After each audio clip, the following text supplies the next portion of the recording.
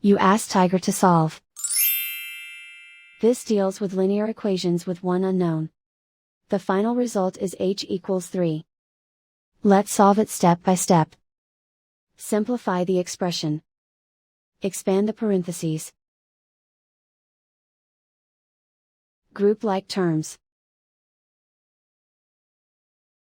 Simplify the arithmetic.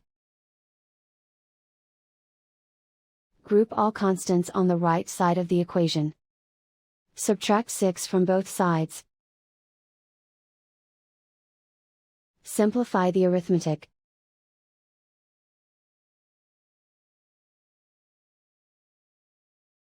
Isolate the h. Divide both sides by 3. Simplify the fraction. Find the greatest common factor of the numerator and denominator. Factor out and cancel the greatest common factor. And so the final result is h equals 3.